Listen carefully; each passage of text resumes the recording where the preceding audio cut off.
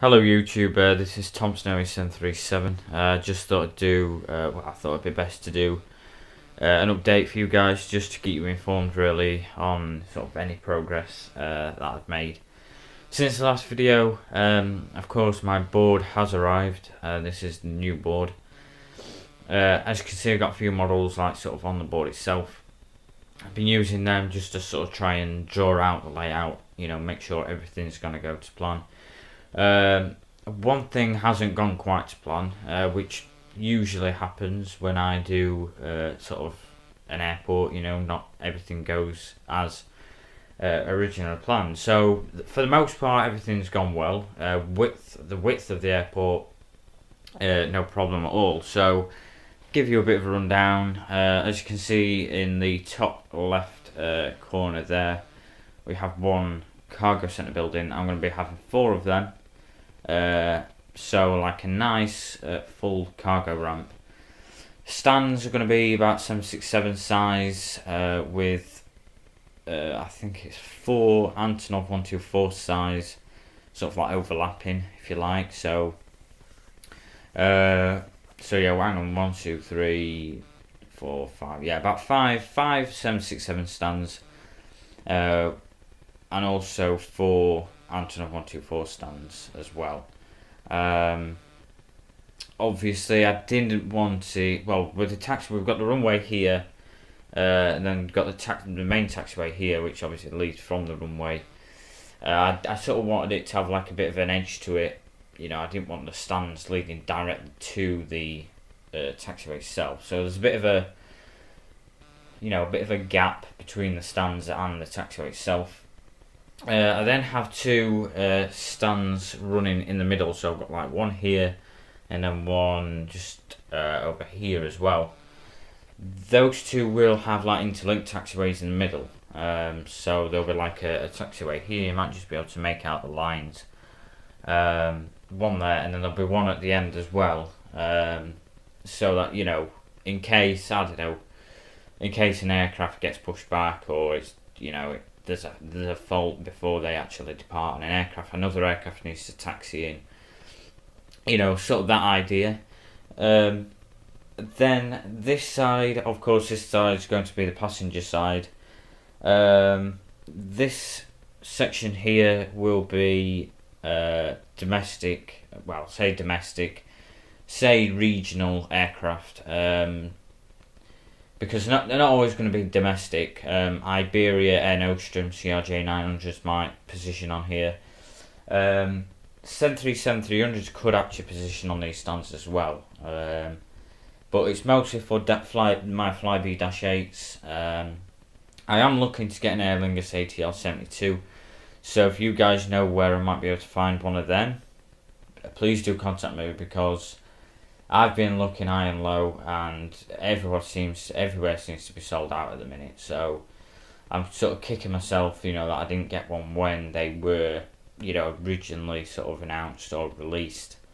So yeah, that there's only going to be 3 of them stands there. Then obviously this is like the main passenger apron. Like I say, this airport is more for cargo movements than anything, because all previous airports have really been about, you know, passenger aircraft and, you know, like commercial operations. So we're gonna have about 5 757 stands on here. There are going to be 3 767/787 stands. 767s because they are like a wide body aircraft. They are classed as wide body, but they are sort of, you know, the link from narrow body to wide body, if you like.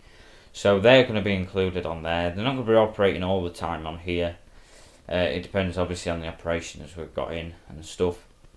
And then 787s as well, more so because, you know, Thomson Airways operate them, and obviously, you know, I'm a big fan of, you know, Thomson, having grown up with them. So they will be positioning on here as well. Like I say, again, not all the time.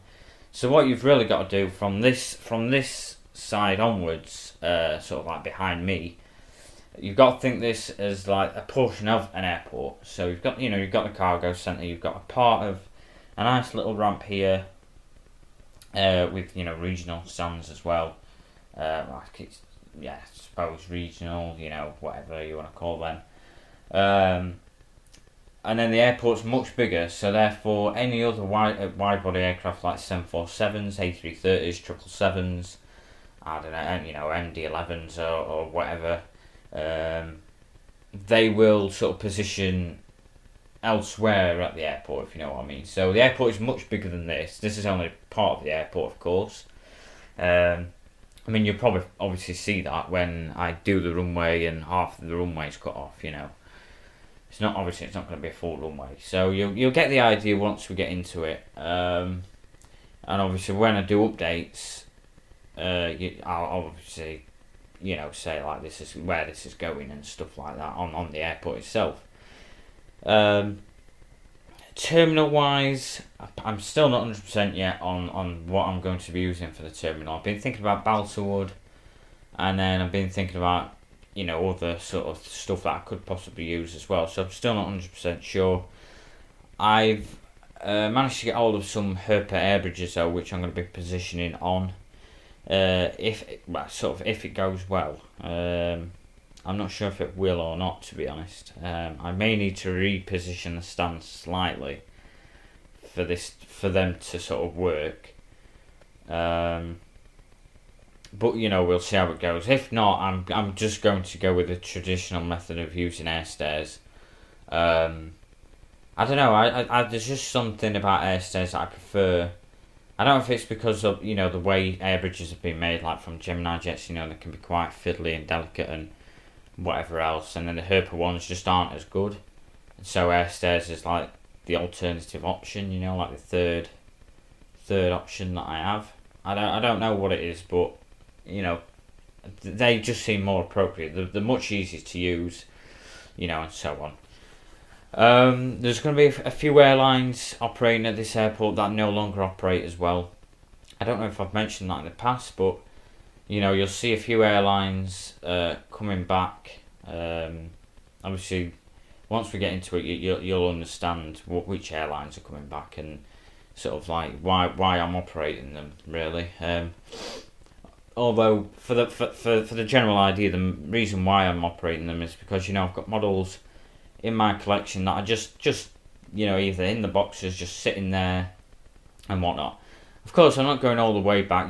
With obviously, for instance, as an example, because we've got the Ryanair 737-800s, I'm not going to be operating the 737-200s. That wouldn't be right. Virgin 747. This Virgin 747 is only to help me with the planning process and drawing everything out. I'll probably only operate the new Virgin 747 colours that I've got and the A330, and so on. But like I say, you'll get the idea. I've actually sort of compiled schedules as well, actual schedule board. So not just like something that says, I don't know, Thompson Airways, like Palmer, 3 times weekly or whatever. I've actually put like I've done previously, listed all the times that they are scheduled in. Some people might find that a bit too much, which is understandable, but it just helps me do the updates as we go along, so I'm not sort of wondering what to pick and choose when we actually come to do them. Another thing, just to mention about schedules as well, I started off using Doncaster Airport as a base structure. So for the most part, for the most part, they are based off Manchester, because I use Manchester Airport as well as a bit of a guide as to when stuff comes in and stuff like that. Then we also, like I said, Doncaster was the starting point because it's a quiet airport. So for the Thompsons and Wizz Airs, that's how that's going to work. I also use like parts of Gatwick as well. I looked at East Midlands a lot in terms of cargo operations. stuff like that. Of course, not everything will be scheduled in terms of cargo, such as like the Antonov 124s. They'll come in whenever it's required. You know, if you've got a contract to come in, then they will come in. But not, obviously not like every day or whatever. You know, they're not going to be like contracted on a regular basis, if you know what I mean. But like I say, guys, hopefully, you know, I'm trying to keep you updated. Next stage is to paint the board. I've got a few more models coming in the meantime, though, so I'm not sure when I will commence, but I'll be looking to order some more paint and whatnot soon. I mean, that's the biggest thing. Once I get the paint done, I can then draw everything out. Then I can start working on, like, with the pens and doing everything else. So stay tuned. I do apologise, you know, if I do leave it quite a long time in between updates. But obviously, you know, working the shifts that I've been working and other stuff as well, you know, it just, you know, all gets on top of you, and you don't really got any time for anything else. So like I said, please bear with me. In the next update, hopefully the board should be painted, so hopefully that'll be done within a month's time, at the very most. So like I said, if you've got any questions about anything, you know, please do ask. You know, whatever. Like I said, this video just to keep you guys informed, and a bit of a structure as to what the airport's about, really.